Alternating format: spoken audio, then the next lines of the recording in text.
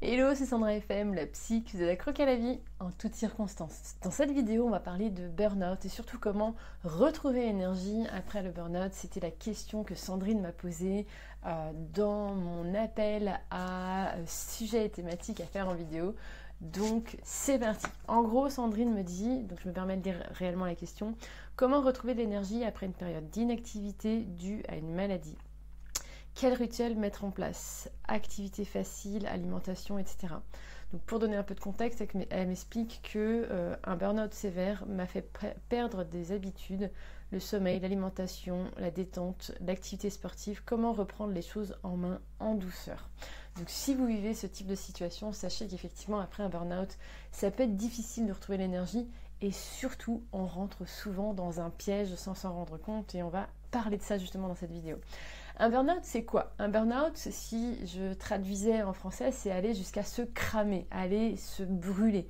Finalement, c'est le fait que on soit un peu dans le forcing, dans le il faut, dans le je dois, et on se maintient dans une forme d'activité qui n'est pas forcément alignée avec ce qu'on veut réellement au fond de nous, et donc on sent une forme de pression, qu'elle soit ressentie parce qu'à l'extérieur on nous l'a fait, ou parce que soi-même on se fait cette pression. Et donc finalement, comme on est dans ce forcing, à force de forcer, on finit par se cramer. Alors, pourquoi on en arrive là?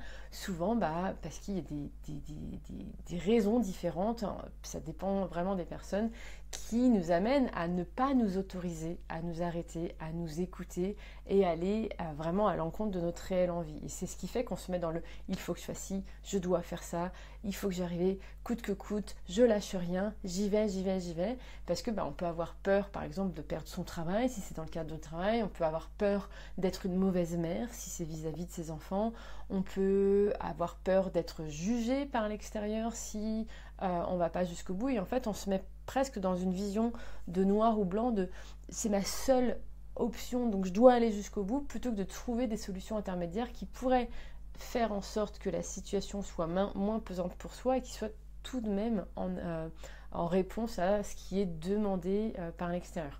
Par exemple, peut-être que, j'avoue que là, il faut que je réfléchisse à un exemple là en direct, mais peut-être que imaginons qu'on a une deadline et qu'il y a tout un projet à faire, peut-être qu'il y a des ajustements qu'on peut éventuellement mettre en place. Peut-être que la deadline peut bouger. Peut-être qu'on peut simplifier toute la pression qu'on se fait sur tout ce qu'on est censé mettre en place. Moi, je sais que j'ai une tendance fâcheuse au perfectionnisme.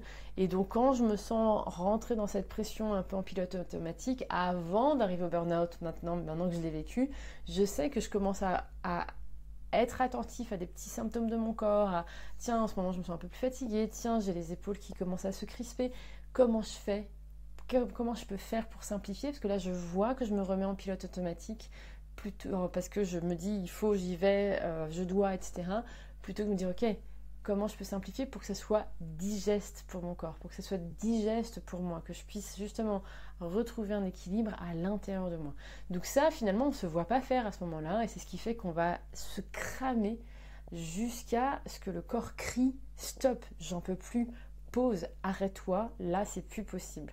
Et donc, il y a cette première phase de forcing, et là où ça va être tendancieux, c'est qu'on va s'arrêter. Souvent, dans la majorité des cas de ce que j'ai observé autour de moi et avec les personnes que j'accompagne, on ne s'arrête pas assez.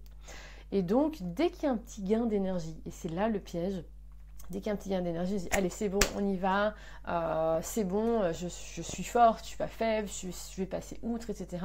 Et on se remet derrière. Donc il y a derrière ce forcing, souvent il y a une deuxième phase où il y a un je dois qui s'impose, c'est-à-dire je dois aller bien, je dois aller mieux, par encore une fois diverses raisons. Ça peut être parce que on a la perception qu'on doit être forte pour nos enfants, ou qu'on serait faible si on se lâchait, ou qu'on va être peut-être jugé par notre famille, par les collègues de travail, par notre patron. Encore une fois, il peut y avoir des peurs de perdre son travail, de ne pas essayer d'être performante, ou de ne pas atteindre un certain niveau de contrat ou une promotion, etc., qui fait qu'on ne s'autorise pas à lâcher complètement.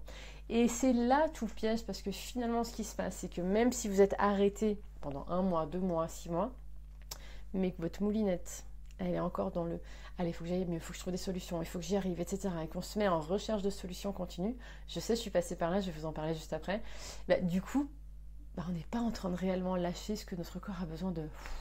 Lâche-toi la grappe, s'il te plaît. Il y a quelques années, j'ai fait moi-même un burn-out, je me suis absolument pas vue tomber dedans parce que je ne travaillais pas beaucoup, c'est-à-dire je faisais pas une grosse amplitude de travail. Pour moi, un burn-out était lié plus à la quantité de travail, plus la pression qu'on faisait que le rythme que j'avais qui était quand même relativement cool, mais je me faisais énormément de pression de résultats vis-à-vis de mon équipe, vis-à-vis des personnes qu'on accompagnait, vis-à-vis de l'entreprise, etc. Et donc, petit à petit, je me suis cramée à petit feu. Au début, je me suis dit, bon, je suis fatiguée, je me repose, etc. Jusqu'à ce qu'à un moment donné, mon corps me dise stop.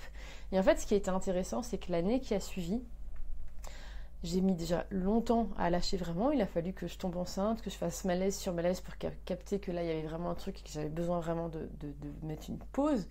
Et c'est quand je me suis justement posé la question de, ok, là, je fais 3 malaises dans la journée. Et donc, étant enceinte, j'étais en train de mettre en péril mon bébé au final. Je me dis, qu'est-ce qui se joue réellement là? Qu'est-ce qui fait que j'arrive pas à lâcher? Qu'est-ce qui se joue? De quoi j'ai peur? Et donc, j'ai identifié 3 choses qui me faisaient peur à l'époque. Et donc, j'ai eu besoin de les écarter petit à petit. C'est-à-dire que prendre vraiment le taureau par les cornes, j'ai envie de dire, et de me dire, ok, cette première peur, comment je peux trouver une solution pour la surmonter et faire en sorte qu'elle disparaisse? Allez, c'est parti. Deuxième peur, allez, c'est parti. Troisième peur. Et là, oui, j'ai pu m'autoriser à lâcher et être pleinement présente pour ma grossesse, être pleinement présente pour mon bébé et de faire en sorte que déjà ma grossesse se passe mieux, que moi je me sente mieux et que là, oui, j'ai pu avoir un réel lâcher-prise que mon corps est en train de me demander depuis plusieurs mois. Ce qui s'était passé juste avant, c'est que oui, je travaillais pas. C'est-à-dire qu'on me voyait en mode c'est bon, Sandra a fait une pause, etc. Mais ma tête était systématiquement en train de dire faut que je trouve des solutions, faut que je médite, faut que je fasse ci, faut que je fasse ça. Et en fait, faut que j'aille mieux, faut que j'aille mieux, faut que j'aille mieux, faut que j'aille mieux.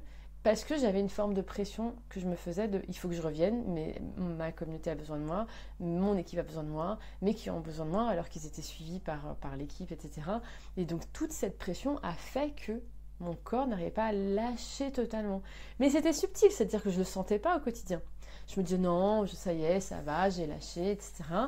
Mais je me sentais encore fatiguée. Et en étant très honnête avec moi-même, je sentais qu'il y avait des formes de résistance où je lâchais pas totalement. Je regardais encore les messages, je communiquais encore avec l'équipe alors que j'avais vraiment besoin de couper. Et il a fallu justement que je fasse ces malaises, comme je vous le disais, pour lâcher réellement. Donc, le premier conseil que j'ai à vous donner, peu importe là où vous en êtes en post-burnout, c'est de vous assurer d'identifier est-ce qu'il y a des choses dans lesquelles je suis encore en train de me mettre une forme de pression, soit vis-à-vis de la pression initiale qui m'a mis dans cet état-là, au travail, à la maison, peu importe, soit vis-à-vis de ce que je ressens aujourd'hui, dans l'état dans lequel je suis aujourd'hui, de ne pas m'autoriser à souffler, à ralentir, à lâcher, à couper, etc. Et de faire en sorte que si vous identifiez des pressions ou des peurs, ou en tout cas une résistance psycho-émotionnelle qui vous empêche d'être pleinement présente à vous dans l'instant présent, eh bien ça va être important de faire un travail là-dessus pour que vous puissiez lâcher ça et de faire en sorte que vous puissiez enfin prendre une période pour vous sentir mieux. Et vous verrez que ça ira beaucoup plus vite une fois que vous allez réellement lâcher le sujet de fond et que vous allez vous autoriser à vivre pleinement votre vie, à être présente à vous-même, à être à l'écoute de vos réels besoins et pas ceux de votre tête, de il faut, je dois, etc. Et que petit à petit, vous allez pouvoir retrouver cette énergie. Donc pour moi, le premier pas, c'est réellement de faire cette pause, de dire ok, est-ce qu'il y a d'une façon ou d'une autre une pression que je me fais encore de moi avec moi-même? Est-ce qu'il y a des peurs? Est-ce qu'il y a des choses qui m'empêchent de... je lâche les armes, les pressions, etc. Si oui, je l'identifie, je la décortique. Si vous avez besoin d'aide pour ça, vous pouvez aller voir mon atelier surmonter les résistances psycho-émotionnelles. Je vous mettrai le lien juste en dessous. C'est vraiment un chouette atelier où je vous donne tout un protocole, toute une fiche de questionnement pour aller en profondeur, etc. Et si vous souhaitez être accompagné sur ce sujet-là, vous pouvez rejoindre le club mieux-être où j'accompagne vraiment les personnes à aller pas à pas vers ce mieux-être au quotidien pour se sentir justement libre de toutes ces tensions émotionnelles, de retrouver de l'énergie, de pouvoir faire en sorte qu'elles puissent vivre mieux, vivre pleinement leur vie. Donc je vous mettrai les liens sous la vidéo, que ce soit de l'atelier de façon isolée ou du club, à vous de voir. Et si vous avez des questions, évidemment, vous pourrez me les poser et on pourra éventuellement en discuter. Mais en tout cas, l'idée, c'est vraiment d'aller libérer cette résistance psycho-émotionnelle qui fait que ça fait une tension dans votre corps qui fait que votre corps lâche pas. Toute votre énergie est mobilisée sur cette tension émotionnelle qui génère des tensions physiques, qui va aller jusqu'à un moment donné créer des douleurs, peut-être au niveau des cervicales, aux épaules, le bas du dos, etc. Parce que cette tension est là de façon permanente. Donc vous allez beau vous dire, allez, ça va mieux, ça va mieux. Si vous faites l'autruche en mode ça va mieux, mais vous n'êtes vraiment pas au fond de vous réellement libre et réellement bien, votre corps va à nouveau réagir à ce que vous êtes en train d'essayer de forcer à nouveau. Donc vraiment, pour moi, la première clé, c'est ça. Identifier si il y a encore des résistances psycho-émotionnelles ou est-ce que réellement vous avez lâché ce qui vous fait peur, la pression éventuelle, etc. et que vous soyez capable à nouveau de vous mettre dans ce moment présent. Une fois qu'on fait ça, ou en parallèle, les deux peuvent être interliés, ça va être important de travailler plus dans pas de travailler, mais en tout cas d'explorer et de vivre votre quotidien avec plusieurs aspects à prendre en considération. Déjà, de pouvoir retrouver du mouvement, de pouvoir bouger à nouveau, ça va être essentiel pour que vous puissiez justement refaire circuler votre énergie, rebouger votre corps. Vous allez voir que votre énergie est directement liée avec votre corps. Et comme je l'expliquais dans l'atelier Énergie SOS, je vous mettrai à nouveau le lien, c'est pareil, c'est un chouette atelier pour venir vous ressourcer, que ce soit pour vous booster ou ressourcer d'ailleurs, c'est vraiment aller chercher l'énergie dont vous avez besoin. Et comme j'expliquais dans cet atelier, l'idée c'est pas forcément de juste vous reposer quand vous êtes fatigué, mais de parfois vous dire ok, là ça fait plusieurs semaines que j'essaye de me reposer, je vois que ça change rien, peut-être que c'est justement que votre corps est en train de vous dire j'ai besoin que tu bouges, j'ai besoin que tu respires, j'ai besoin que tu te remettes en mouvement, que tu te remettes un peu en mode cardio, etc. Donc ça va être à vous d'être hyper authentique avec vous-même, j'en parle dans l'atelier encore une fois, pour créer votre rituel de mouvement en accord avec ce que vous avez réellement besoin et pas en mode confort de non mais là je me donne bonne conscience, il faut juste que je me repose. Non, parfois on a juste besoin de bouger, de se remettre en énergie, de remettre du mouvement. Et parfois c'est l'inverse, si vous êtes trop dans le mouvement justement, vous avez peut-être besoin de ralentir. Et ce qui est intéressant dans ça, c'est que parfois les personnes qui ont du mal à ralentir ont des jugements sur le fait de ralentir parce qu'ils ont beaucoup entendu j'ai pas le droit de m'arrêter, s'arrêter c'est pour les feignants, c'est pas bien de se reposer, etc. Parce que peut-être que leurs parents aient ce type de jugement.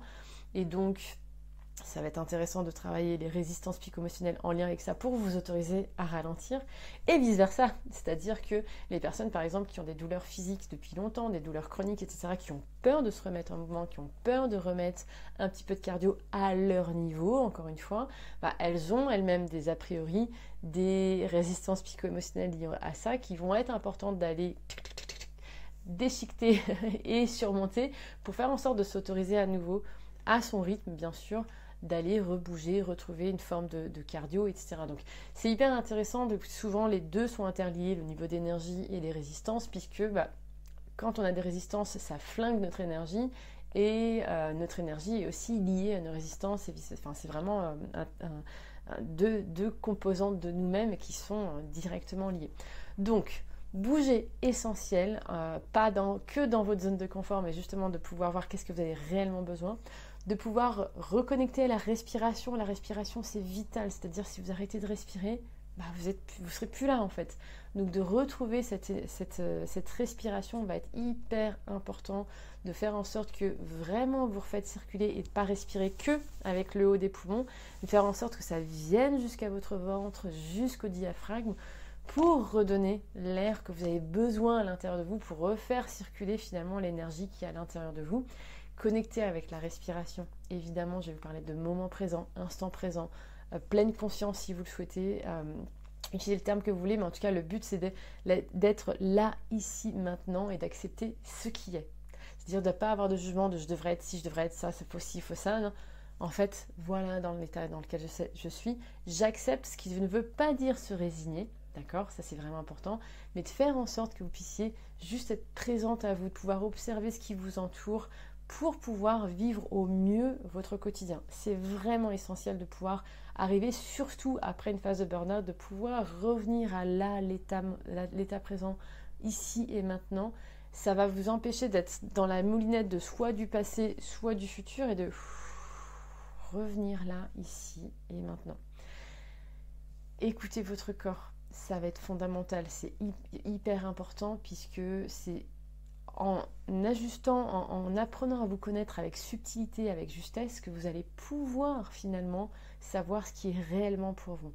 Ça, c'est vraiment important. Et en fait, ce qui est intéressant, ce que j'observe dans le club quand j'accompagne les personnes, que ce soit dans les sessions psycho-émotionnelles, dans les coups de boost, c'est que parfois le mental nous empêche de nous écouter, et quand on décortique tout ça, c'est ce qui permet petit à petit de renouer avec soi, d'être davantage à l'écoute, de voir qu'est-ce qui se passe dans mon corps, quels sont les ressentis, etc., pour pouvoir se respecter réellement et éviter d'arriver à nouveau en burn-out. Bon, et bien sûr, après, vous connaissez certainement cette base, l'alimentation, c'est fondamental de manger en accord avec ce qui va réellement vous donner de l'énergie, éviter les aliments industriels, trop gras, trop sucrés, etc., pour pouvoir ramener ce dont votre corps a réellement besoin, les minéraux, les vitamines dont vous avez besoin, de vous nourrir de façon à ce que finalement ça vous nourrisse vraiment, ça apporte ce qui fait du bien à votre corps. Évidemment, là c'est le piège, c'est que quand on a une baisse d'énergie, quand il y a beaucoup de résistance psycho-émotionnelle, tous les jeux de doigts, la pression, etc., on a tendance à vouloir aller manger des aliments gras, des aliments sucrés, denses en énergie, pour compenser finalement ce mal-être. Donc l'idée, c'est que vous soyez attentif à, tiens, en ce moment, j'ai des grosses envies de manger et de compenser. L'idée, c'est pas de vous dire, oui, je suis nulle, j'y arriverai pas, j'ai encore des compulsions, etc., de se dire, ok, mon corps est juste en train de me dire, il y a encore quelque chose à observer, à aller libérer. C'est juste un petit signal de mon corps qui me dit hey, occupe-toi de toi pour aller bien, parce que vous verrez que quand vous allez pouvoir vous reconnecter à ce moment présent, à votre vie réellement, à pouvoir lâcher, vous n'aurez pas forcément envie de manger et de compenser. Vous serez tellement aligné que justement vous voudrez faire du bien à votre corps plutôt que d'aller compenser et étouffer finalement des émotions refoulées à l'intérieur de vous. Donc vraiment, ça c'est une super clé d'être attentif à comment je mange en ce moment. C'est peut-être un signe qu'il y a des petites choses à aller creuser pour me sentir mieux au quotidien. En tout cas, c'est comme ça qu'on fait vraiment le travail avec les personnes que j'accompagne. Encore une fois, si tout ça vous parle, vous pouvez me rejoindre dans le club. Ce serait avec grand plaisir que je puisse vous accompagner dans ce cheminement vers un mieux-être, vers un retour vers l'énergie, de pouvoir vous reconstruire en soufflant, en vous reconnectant vraiment à vos réels besoins et à une vraie écoute de soi. Et évidemment, pour terminer, le dernier angle, dans le triangle d'or, on parle d'activité physique, d'alimentation, mais il y a aussi le sommeil. Vous verrez que quand vous allez travailler sur tous les aspects que j'ai parlé dans cette vidéo, vous allez pouvoir mieux dormir. Ce qui vous empêche de dormir, souvent, c'est la petite moulinette qui est à l'intérieur de vous, toutes ces pressions, toutes ces résistances psycho-émotionnelles qui font que du coup, votre cerveau ne s'arrête pas réellement et qui se réactive au milieu de la nuit parce que il a besoin de réfléchir et il a du mal à lâcher prise. Donc vous verrez que tout ça va être un travail de fond finalement qui va vous permettre de mieux dormir, du coup de trouver une meilleure énergie, de pouvoir trouver un alignement de vous avec vous-même pour vous sentir mieux au quotidien. Voilà pour cette vidéo, j'espère que en tout cas Sandrine sera répondu à votre question initiale. Si vous aussi vous voulez que je réponde à une de vos questions, je vous mettrai le lien sous la vidéo pour répondre à un petit questionnaire. J'essaie d'y répondre au fur et à mesure, petit à petit. Et si le cœur vous en dit, encore une fois, vous pouvez me rejoindre soit dans la newsletter pour recevoir les prochaines vidéos, soit dans l'un des ateliers, soit dans le club mieux-être. À vous de voir ce qui vous correspond. Et d'ici notre prochaine interaction, pensez à croquer la vie en toutes circonstances. Bye!